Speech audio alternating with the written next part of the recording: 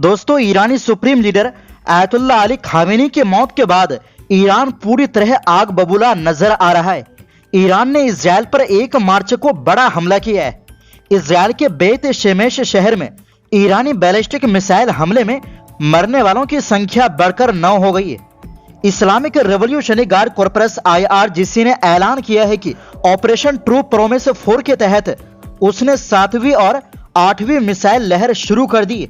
ईरानी सरकारी टीवी के मुताबिक इस बार मिसाइलों के साथ ड्रोन भी इस्तेमाल किया गया और हमले का दायरा पहले से कहीं बड़ा बताया जा रहा है। इन हमलों में तेल अवीव, हाइफा और यरूशलेम को निशाना बनाया गया। इजरायली मीडिया के अनुसार मध्य इलाकों में एक इमारत को नुकसान पहुंचा और जेरूसलम के पास भी हमला हुआ। रिपोर्ट्स में कहा गया कि बेत शेमेश में एक मिसाइल गिरने से कम 9 लोगों की मौत हुई और 36 से ज्यादा घायल हुए।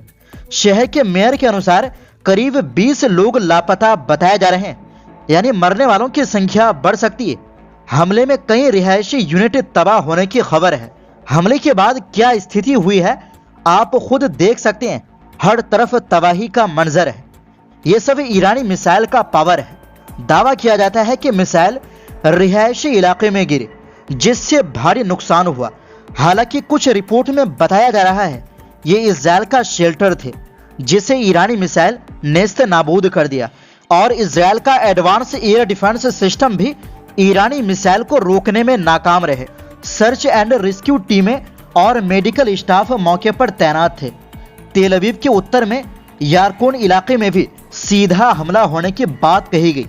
इजराइल के उत्तरी तट से लेकर दक्षिण तक सायरन बजते रहे, जिनमें अक्का, इसदूद, गाजा के आसपास की बस्तियां, गोलान हाइट्स और ऊपरी गलील क्षेत्र शामिल है।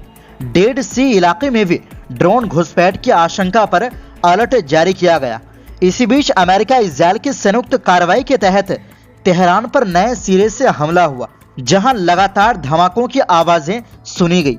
ईरान ने दावा किया कि शिराज और तबरीज के ऊपर उसके एयर डिफेंस सिस्टम ने दुश्मन के लक्ष्यों को मार गिराया।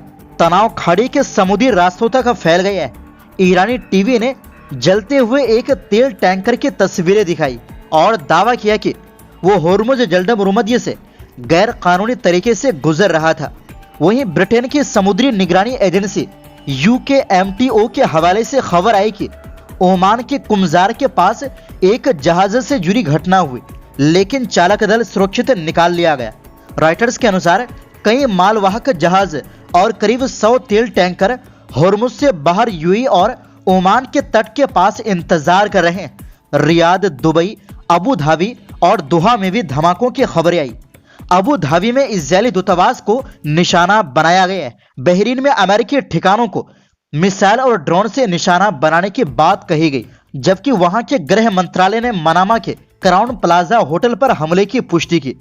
ब्रिटेन के रक्षा मंत्री ने कहा कि साइप्रस की ओर जा रही 2 मिसाइलों का पता चला, जहां हजारों ब्रिटिश सैनिक तैनात हैं।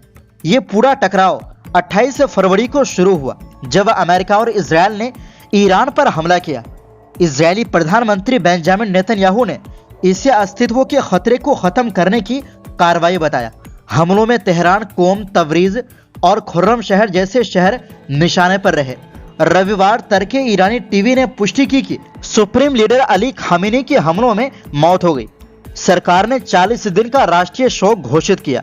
इसके जवाब में ईरान ने इजराइल और खाड़ी में मौजूद अमेरिकी ठिकानों पर मिसाइल और ड्रोन हमले तेज कर दिए। ईरान के नेताओं और IRGC ने कहा है कि प्रतिरोध का रास्ता जारी रहेगा और जिम्मेदार लोगों से हिसाब लिया जाएगा। इसी बीच पाकिस्तान, इराक, बहरीन और कश्मीर के कुछ हिस्सों में विरोध प्रदर्शन और समर्थन रैलियां भी देखी गई। ईरान के राष्ट्रपति मसूद पेजेशकियान ने कहा है कि देश की सेनाएं दुश्मनों के सैन्य ठिकानों पर हमले जारी रखेंगी। उन्होंने ये बयान supreme leader Ayatollah Ali Khamenei की मौत के बाद दिया। अल जजीरा की रिपोर्ट के मुताबिक पेजेशकियान ने कहा कि हम अपने सुप्रीम लीडर के नक्शे कदम पर चलते रहेंगे।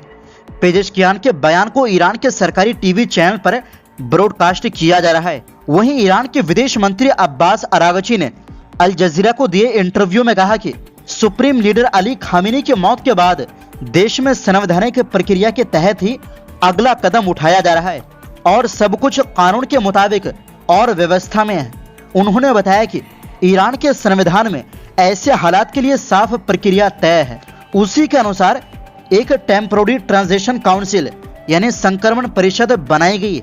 इस 3 सदस्यीय परिषद में राष्ट्रपति मसूद पेजेशकियान, न्यायपालिका प्रमुख और गार्जियन काउंसिल के एक धर्मविद यानी फकीह शामिल है। ये परिषद तब तक नेतृत्व की जिम्मेदारी संभालेगी जब तक नया सुप्रीम लीडर चुना नहीं जाता। अरागची के मुताबिक अगला नेता चुनने की जिम्मेदारी असेंबली ऑफ एक्सपर्ट की है, जो संवैधानिक रूप से सर्वोच्च नेता का चुनाव करती है। उन्होंने अनुमान जताया कि ये प्रक्रिया ज्यादा लंबी नहीं होगी और 1 या 2 दिन के भीतर नया नेता चुना जा सकता है। अरागची ने जोर देकर कहा कि पूरा काम ईरान के कानूनी ढांचे और संविधान के अनुरूप हो रहा है, इसलिए राजनीतिक व्यवस्था में किसी तरह की अव्यवस्था या खालीपन की स्थिति नहीं है। यानी कुल मिलाकर उन्होंने साफ कर दिया कि सुप्रीम लीडर का मारा जाना इसका मतलब ये नहीं कि ईरान में रेजिम चेंज हो गया, चंद दिनों में सब कुछ संभाल लिया जाएगा। वहीं दोस्तों, खामेनी की मौत के बाद अब सभी के सामने एक ही सवाल है कि ईरान का अगला सुप्रीम लीडर कौन होगा। इस बीच खामेनी के बेटे मुजतबा खामेनी ईरान की राजनीति में पर्दे के पीछे के सबसे असरदार लोगों में से एक बनकर उभर रहे हैं। 4 दशकों तक राज करने वाले अली खामेनी ने अपना कोई उत्तराधिकारी नहीं घोषित किया था। ऐसे में उनकी मौत के बाद नए सुप्रीम लीडर को चुनने की जिम्मेदारी 88 मौलवियों की एक चुनी हुई बॉडी पर आ गई, जिसे असेंबली ऑफ एक्सपर्ट के नाम से जाना जाता है। इस असेंबली ने 1979 में इस्लामिक रिपब्लिक के बाद अब तक सिर्फ एक बार सुप्रीम लीडर को चुना है। करीब 3 दशक पहले 1989 में जब रूहुल्लाह खुमैनी की मौत के बाद इसने अली खामेनी का चुनाव किया था।